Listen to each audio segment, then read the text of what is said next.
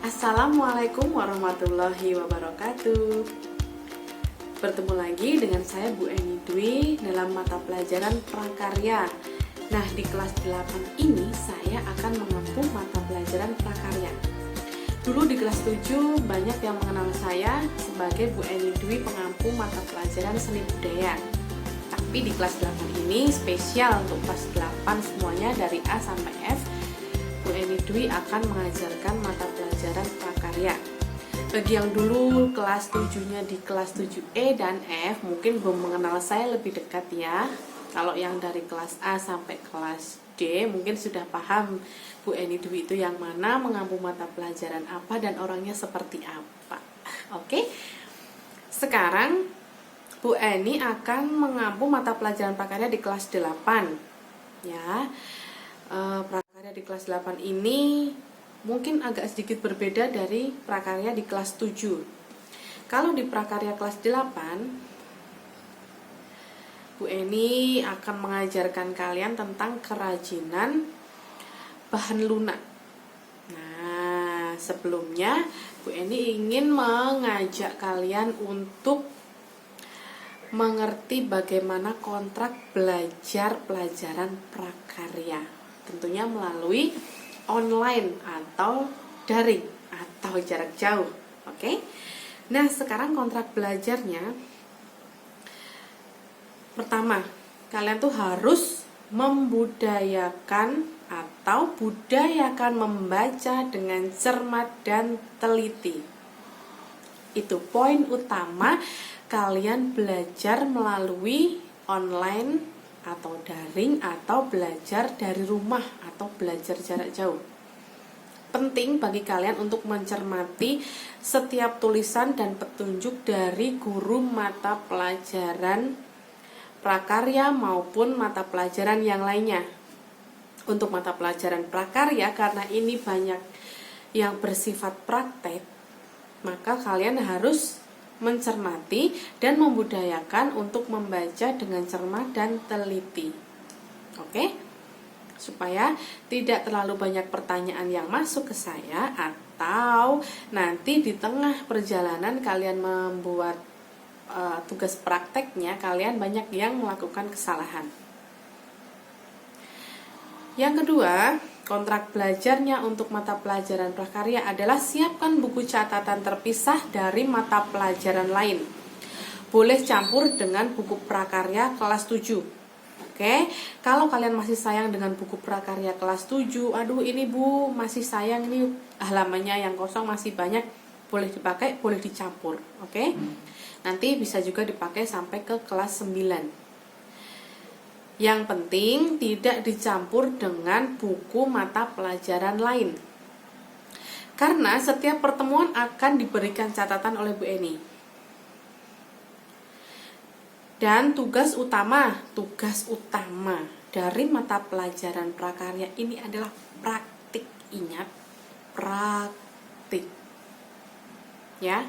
Jadi semuanya bersifat praktikum, kalian harus mencoba, kalian harus belajar membuat, tidak hanya sekedar membaca, melihat ataupun mendengar instruksi dari saya, ya. Kemudian tidak ada alasan untuk terlambat ataupun tidak mengerjakan tugas praktik, ya. Jadi penilaian utama dari mata pelajaran prakarya itu adalah praktek. Misalnya praktek membuat ini, praktek membuat itu. Kalian harus wajib hukumnya mengumpulkan. Tidak ada alasan tidak mengerjakan. Ya, karena penilaian 90% dari mata pelajaran prakarya, terutama untuk saya, itu adalah saya ambilkan dari tugas praktek. Jadi percuma kalau kamu teorinya nanti pada saat PTS ataupun PAS dapat nilai 100, kalau prakteknya tidak mengerjakan juga 0. 0 artinya apa? Tidak naik kelas. Oke. Kemudian tugas prakteknya di sini adalah tugas individu. Jadi selama masih pembelajaran online atau jarak jauh ini, semuanya dikerjakan individu atau sendiri. Jadi kalian tidak ada alasan untuk mau ke rumah teman, mau mengerjakan tugas prakarya. Tidak boleh ada ketemuan secara besar-besaran dengan teman-teman kalian hanya untuk mengerjakan praktek prakarya. Tugasnya individu. Dan yang penting itu prakarya hanya butuh imajinasi. Oke? Yang sudah paham dengan saya, prakarya seni budaya itu hanya butuh imajinasi. Ya, karena prakarya itu tidak ada rumus hitung-hitungan seperti matematika, fisika, dan kimia. Oke, kalian hanya butuh imajinasi dan kreativitas. Yes. Kemudian yang akan dipelajari pada semester 1 apa ya? Nah, kerajinan bahan lunak seperti yang sudah saya sampaikan di awal tadi. Kerajinan bahan lunak itu seperti apa? Lalu bagaimana cara membuatnya?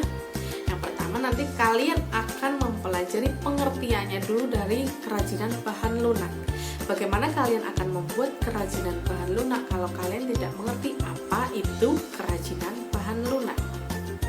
Silakan sambil dicatat materi apa saja. Oh iya, diulang ya. Yang akan dipelajari pada semester 1, yuk sambil dicari buku catatannya, di pause dulu boleh, terus lari cari buku catatan mata pelajaran prakarya. Yeah. Sambil saya lanjutkan, di pause dulu boleh, terus ambil buku. Lanjut. Yang akan dipelajari pada semester 1 adalah kerajinan bahan lunak.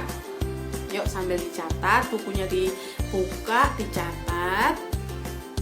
Yang pertama adalah pengertian. Bagaimana kalian akan membuat kerajinan bahan lunak, tapi kalau belum mengerti apa itu kerajinan bahan lunak. Yang kedua adalah prinsip. Sebuah kerajinan itu juga membutuhkan prinsip-prinsip dalam pembuatannya. Dan yang ketiga adalah fungsi. Suatu kerajinan itu pasti mempunyai fungsi. Apakah itu berfungsi sebagai hiasan ataupun berfungsi sebagai benda pakai, itu sifat dari kerajinan itu pasti ada fungsinya. Yang keempat adalah jenisnya. Jenis kerajinan bahan lunak itu seperti apa.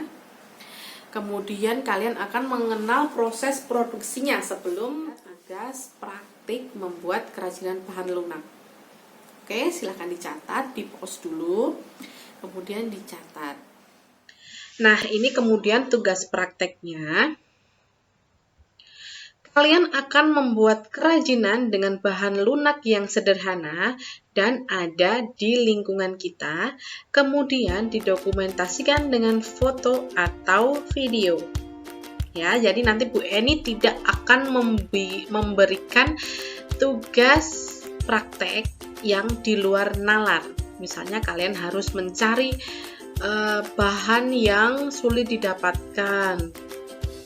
Contohnya yang bahan yang sulit-sulit, nanti materinya akan Bu Eni jelaskan, tapi insya Allah nanti tugas prakteknya tidak akan sesulit yang dibayangkan. Pasti kalian akan have fun, oke? Tugas dikerjakan secara individu, boleh dibantu ayah atau ibu ataupun saudara. Asalkan tugas yang dibuat sesuai dengan petunjuknya. Jadi di rumah ada ayah atau ibu ataupun kakak ataupun adik, minta tolong ayo dibantu mengerjakan tugas praktek prakarya. Tapi tidak boleh ini dijadikan alasan untuk kalian pergi keluar main dengan alasan mau bikin praktek prakarya. Tidak, Bu Eni tidak mengizinkan, ya. Nanti kalau ada alasan seperti itu, Bu Eni dapat laporan kalau orang tua kalian protes, anak saya harus pergi keluar, alasannya ke rumah temannya untuk mengerjakan praktek prakarya, itu nanti Bu Eni akan menyalahkan kalian karena sudah berbohong dengan ayah atau ibu. Karena Bu Eni tidak menyuruh kalian untuk pergi ke rumah teman mengerjakan tugas praktek prakarya. Paham ya? Jadi ini tugasnya di rumah, dibantu ayah atau ibu. Nah, seperti itu. Kemudian waktu mengerjakan tugas praktek adalah 1 minggu. Jadi misalnya Bu Eni memberikan tugasnya ke kalian itu hari Senin. Jadi waktu mengerjakan kalian adalah 1 minggu semenjak Bu Eni memberikan tugasnya. Kalau Bu Eni kasih tugas hari Senin, berarti Senin minggu depan atau 1 minggu setelahnya itu harus sudah dikumpulkan.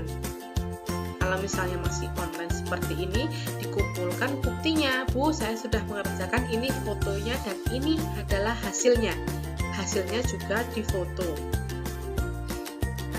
Lanjut.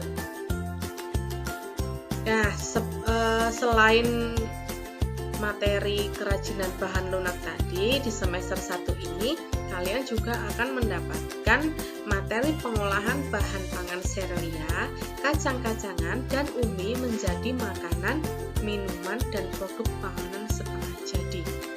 Apa itu serealia, apa itu kacang-kacangan, dan apa itu umbi, kalian akan mempelajarinya di semester 1 ini.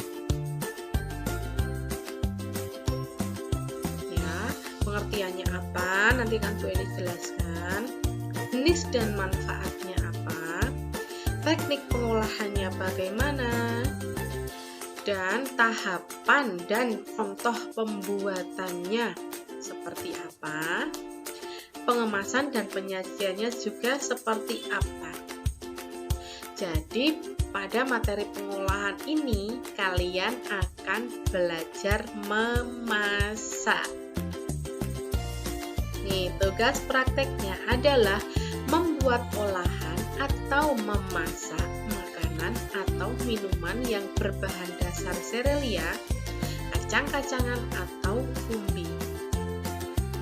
Kemudian pada saat memasak kalian harus didokumentasikan oleh kerabat kalian. Misalnya ibu, Bu minta tolong saya didokumentasikan sedang memasak, ini tugas praktek prakarya. Kemudian sebelum membuat tugas memasak, biasanya saya akan memberikan tugas membuat resep masakan yang akan dibuat olahan nanti seperti apa, ditulis dulu resepnya, boleh googling, tapi nanti ini tugasnya secara beruntun aja ya, jadi tidak usah dipikirkan dulu sekarang, yang penting kalian tahu materinya yang akan didapatkan di kelas 8 ini apa saja. Kemudian waktu mengerjakannya juga sama, 1 minggu, tidak usah dikejar-kejar, yang butuh nilai kalian. Dan yang penting tugasnya dikerjakan, dilaksanakan, dan diselesaikan dengan baik. Oke. Nah, begitulah kira-kira kontrak belajar dengan Bu Eni di mata pelajaran prakarya kelas 8 semester 1 ini. Semoga kalian bisa memahaminya, dan yang terpenting diingat-ingat, prakarya yang utama adalah kegiatan praktikumnya atau prakteknya. Tadi sudah dijelaskan oleh Bu Eni, prakteknya adalah membuat kerajinan dan memasak. Jadi nanti kira-kira ada 2 praktek yang akan dilaksanakan di rumah. Oke, kalau ada pertanyaan Bu Eni siap, nanti bisa japri nomornya di bawah ini. Nanti akan Bu Eni kasih nomor WA-nya. Silakan japri, tapi jangan jam 10 malam ya tanyanya ya, karena jam 10 malam itu waktunya orang istirahat. Oke, tanya di jam sekolah boleh, di jam pelajaran juga boleh. Ada suara sari roti. Oke, karena ini bukan di studio, jadi suara-suara yang masuk adalah hal yang biasa ya. Ada kurang lebihnya Bu Eni mohon maaf. Semoga kalian bahagia. Semoga kalian kalau bahagia itu nanti mengerjakan tugasnya juga akan bahagia. Yes. Oke, sekian dari Bu Eni. Kita ketemu lagi pada materi minggu depan. Minggu depan sudah materi ya. Nanti akan Bu Eni jelaskan tentang kerajinan bahan lunak.